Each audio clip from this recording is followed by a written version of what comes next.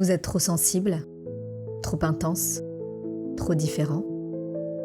On vous l'a dit encore et encore, n'est-ce pas? Et si ce trop n'était pas une faiblesse, mais exactement ce qui vous rend unique? Ce qu'on vous a appris à cacher est en réalité ce qui pourrait changer votre vie. Je suis Armelle Atina. Bonjour et bienvenue à toutes et à tous. Je suis coach de vie, sophrologue, spécialiste en neurosciences, en intelligence émotionnelle et en transformation humaine depuis plus de 10 ans.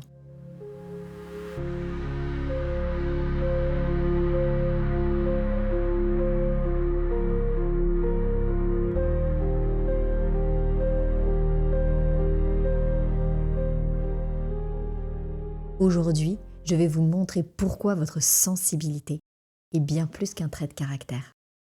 La science nous révèle aujourd'hui ce qu'on appelle la sensibilité. C'est en réalité un système nerveux hautement performant, capable de percevoir ce que 80% des gens ne voient pas.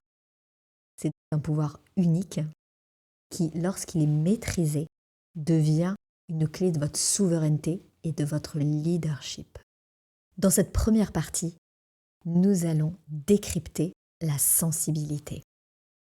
J'aime bien commencer par revenir aux origines. Le mot sensibilité vient du latin sensibilitas, dérivé de sensibilis, qui peut être perçu par les sens et au-delà des sens. Cette étymologie, elle révèle déjà quelque chose qui est profond.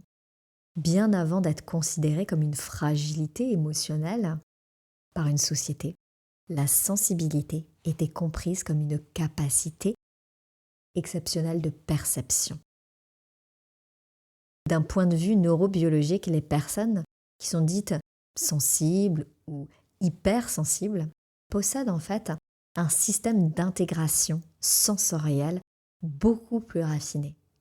Les recherches en neurosciences ont démontré que certains cerveaux traitent l'information plus profondément, avec des connexions spécifiques entre les zones du cerveau. Par exemple, entre l'amygdale et le cortex préfrontal. Donc l'amygdale, c'est une zone du cerveau qui joue un rôle dans la détection des émotions, des dangers, qui est donc particulièrement active chez les personnes qui ont cette grande sensibilité.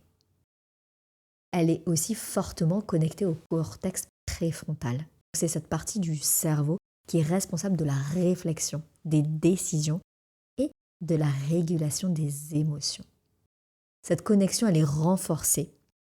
Elle signifie donc que les émotions ressenties, comme la peur ou la joie par exemple, influencent plus profondément leurs réflexions et leurs réactions. Ce n'est pas un handicap si tu es très sensible. C'est une configuration spéciale. Comme si vous possédiez un microscope émotionnel, là où d'autres, en fait, ils ont des jumelles. Vous captez les micro-expressions sur les visages, les changements subtils dans un ton de voix ou les non-dits dans une conversation. Vous êtes même les spécialistes du dialogue, du langage non corporel. Corporel, justement. Du langage non verbal. Cette sensibilité, c'est un langage universel qui se manifeste dans 4 dimensions fondamentales de notre être. Je dirais même dans le côté multidimensionnel. Je vais vous parler maintenant des 4 dimensions de la sensibilité. Tout d'abord, la sensibilité physique. Votre corps, c'est une antenne qui est ultra précise. Une pièce, quand vous entrez dedans, peut vous sembler lourde, légère, vous pouvez ressentir une tension sans raison apparente. Vous ressentez aussi les émotions comme des sensations, mais qui sont tangibles. Un nœud dans la gorge, vraiment une ouverture au niveau du cœur, une tension dans le ventre, une boule dans le ventre. Ce corps, c'est vraiment un temple qui capte des signaux subtils que d'autres ignorent. Ça, c'est également prouvé maintenant au niveau des neurosciences. Le corporel et le somatique, c'est bien avant la tête qu'il se passe quelque chose. Quand on vit une grosse émotion, les charges émotionnelles se fixent tout d'abord dans le corps avant d'être perçues par la tête. La deuxième dimension, c'est la sensibilité émotionnelle. Votre cœur, c'est un baromètre qui est incroyable. Vous vivez les expériences avec une richesse et des nuances comme un peintre qui distinguerait 50 nuances là où d'autres en voient 5. Cette profondeur émotionnelle, c'est une boussole qui est extrêmement précieuse et qui vous guide vers ce qui est vraiment aligné, en cohérence avec vos valeurs profondes. Les valeurs, c'est vraiment votre socle, votre fondation. La troisième dimension, c'est la sensibilité mentale. Votre esprit y perçoit au-delà du visible. Vous détectez naturellement les incohérences dans les mots ou dans les comportements. Vous analysez les situations avec une profondeur qui dépasse souvent l'entendement commun. La dernière dimension, c'est la sensibilité spirituelle. Votre âme est un résonateur, on peut dire. Il crée cette résonance. Au-delà du corps et de l'esprit, votre sensibilité, elle ouvre la porte à des perceptions qu'on peut dire extrasensorielles, énergétiques, spirituelles. Une intuition qui est particulièrement affinée, connectée à une connaissance, une claire connaissance, on pourrait dire, qui peut sembler par moments transcender le rationnel. Dans cette seconde partie, nous allons voir comment transformer la sensibilité en super pouvoir de votre souveraineté. Sachant que cette souveraineté, c'est vraiment cet état d'être interne, inébranlable, où vous êtes dans cette maîtrise interne, dans cette harmonie. Pas une baguette magique. C'est cet état où vous restez en paisibilité. Vous savez naviguer malgré les situations d'inconfort. Vous vous connaissez, vous vous respectez. La transmutation de votre sensibilité en super pouvoir, ça commence par ce que j'appelle l'alchimie intérieure. C'est un processus profond de transformation et de réintégration. La première étape, c'est reconnaître les forces et les défis. Comme toute grande force, la sensibilité comporte à la fois des dons précieux, mais aussi des défis qui vont être à relever. Parce que comme toute chose, il y a les deux polarités. Et sinon, c'est un fantasme. Les forces de la sensibilité sont donc immenses comme nous l'avons vu depuis le début de cette vidéo. Là, je vous en renommer 3. Il y a cette connexion profonde avec les autres parce que vous captez l'essence au-delà des mots. Il y a une créativité qui est nourrie par la richesse de vos perceptions et de vos émotions. Puis il y a cette intuition qui vous donne accès à des vérités cachées, puis des opportunités beaucoup plus subtiles. Les défis, ils sont également réels. Il peut y avoir par exemple la surcharge émotionnelle, quand vous absorbez plus que ce que vous pouvez intégrer. Il y a le manque de limites qui peut aussi vous amener à l'épuisement, à la perte d'identité. Le troisième que je voudrais nommer aujourd'hui, c'est l'hypervigilance. C'est cet état d'alerte permanent qui peut créer donc de la tension, de l'anxiété, souvent de manière inconsciente. C'est précisément là qu'intervient la souveraineté, qu'elle vient transformer ces défis en opportunités d'évolution. La souveraineté, finalement, intègre toute cette maturité émotionnelle. C'est un niveau de conscience et de maturité émotionnelle, de paisibilité, de rayonnement. La deuxième étape, c'est embrasser votre nature profonde, qui vous êtes. Le premier acte de souveraineté, la souveraineté, c'est ce pouvoir personnel, c'est cette puissance personnelle, c'est d'honorer cette sensibilité. vraiment comme une sagesse qui vit en vous. Les personnes qui sont hautement sensibles ont toujours existé dans l'histoire humaine. Elles étaient souvent des guérisseurs, des visionnaires, ou on peut en retrouver même dans des gardiens des sagesses de tribus anciennes. Vous avez votre part à jouer avec ce qui fait du sens pour vous. Ça amène sur cette troisième étape, qui est le fait de créer une écologie personnelle. Votre système nerveux a besoin d'un environnement qui le soutient, qui le sécurise, plutôt que de le submerger. Ouais, c'est ça, de le submerger. Ça passe par la création consciente de votre espace physique et relationnel. J'aimerais vous parler de 2 pratiques d'ancrage qui peuvent être neurobiologiques. Il y a la fameuse cohérence cardiaque avec ce 365, donc 3 fois par jour, 6 respirations par minute pendant 5 minutes. Ça permet vraiment de créer cette harmonie, littéralement entre les ondes cérébrales, donc qui renforcent la communication entre votre cœur et votre cerveau. Il y a aussi la pratique de l'écriture. L'écriture, vous ne vous contentez pas seulement d'écrire vos pensées, mais vous notez aussi ce qui résonne finalement avec votre corps.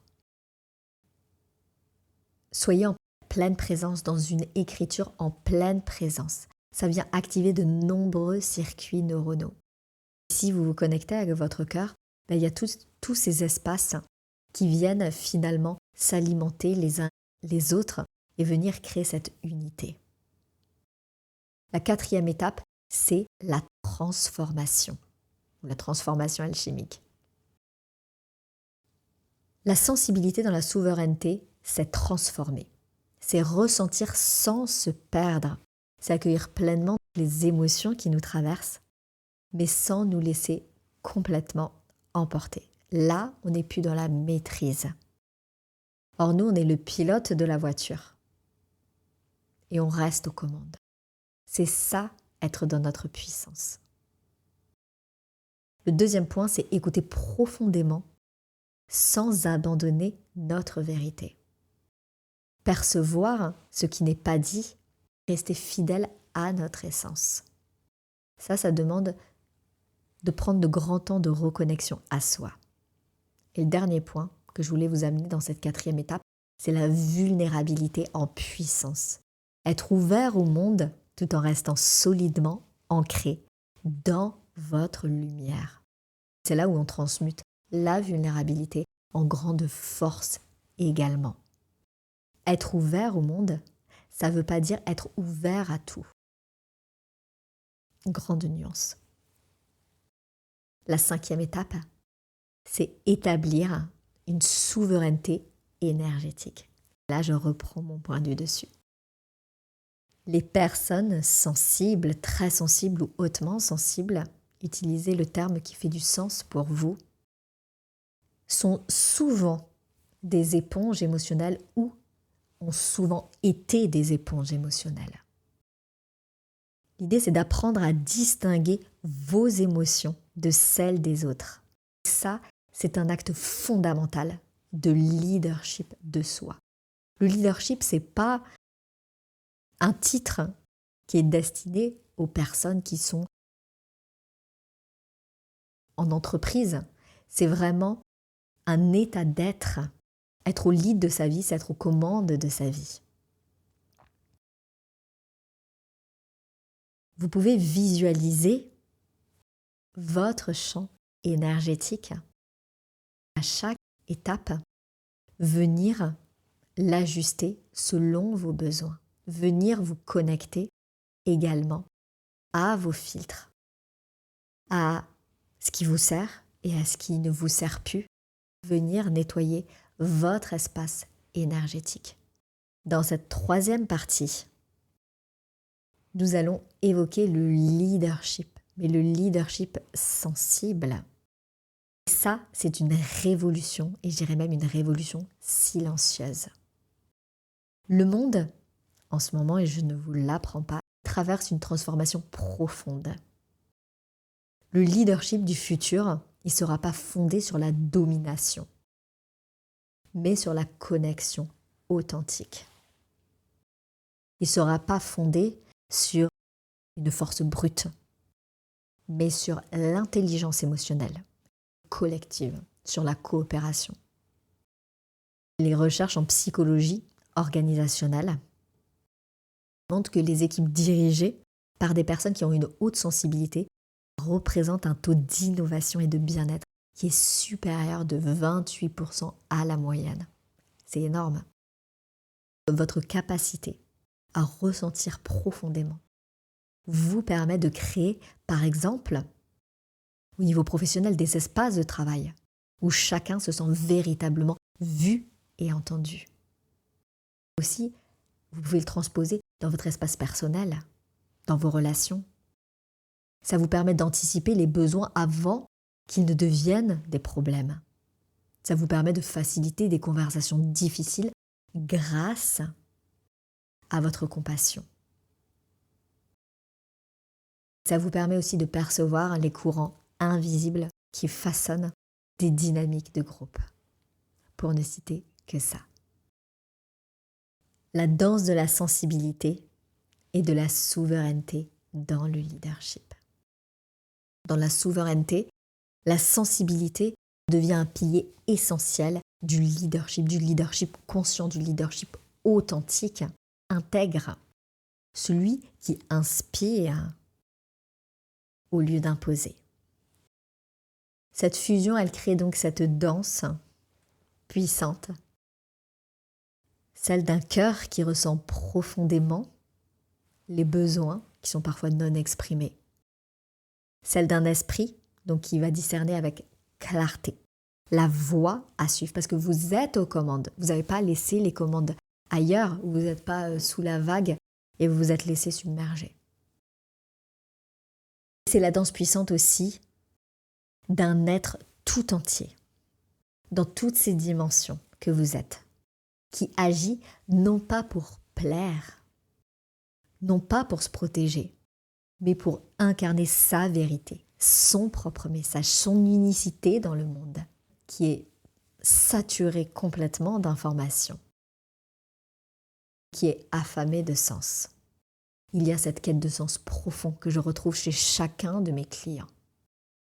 Votre sensibilité, c'est ce pont entre l'efficacité et l'humanité. Cette sensibilité de votre puissance intérieure, elle est cruciale aujourd'hui parce qu'elle vous rappelle l'importance de la connexion humaine, surtout dans un monde qui est de plus en plus technologique. Il a plein de belles choses aussi. Elle nous ramène à des valeurs d'authenticité, d'harmonie. Quand peut-être tout nous semble séparé, fragmenté, dispersé. Et elle ouvre des voies pour naviguer aussi dans l'incertitude, avec intuition, avec sagesse, avec prise de recul. Au fond, cette sensibilité, c'est pas une vulnérabilité à protéger.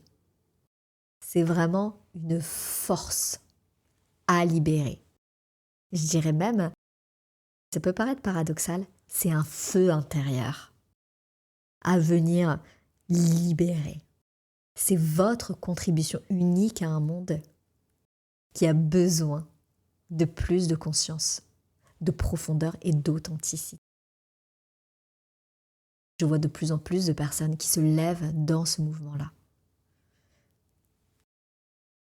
Imaginez un instant ce qui se passerait si vous cessiez de cacher cette partie de vous, si vous cessiez de l'enfuir, de la diminuer, de la fuir, c'est pas mal aussi, finalement. C'est un lapsus révélateur.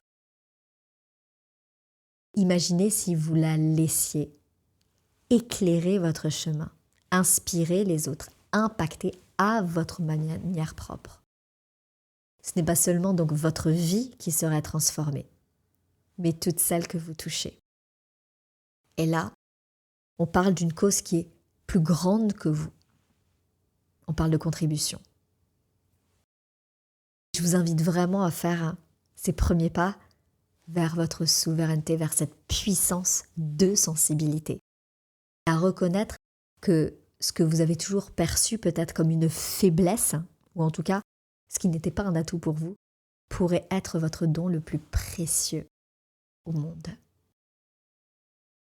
Si vous vous reconnaissez dans mes paroles, que vous souhaitez approfondir la redécouverte de cette nature sensible, écrivez-moi, je serai ravie d'en discuter avec vous, pourquoi pas d'aller plus loin ensemble. En tout cas, je vous remercie infiniment de votre présence aujourd'hui. N'hésitez pas à partager en commentaire ce que cette vidéo aura pu vous apporter. Si vous voulez aussi que je puisse approfondir ce genre de sujet ou un autre. Je vous dis à très bientôt.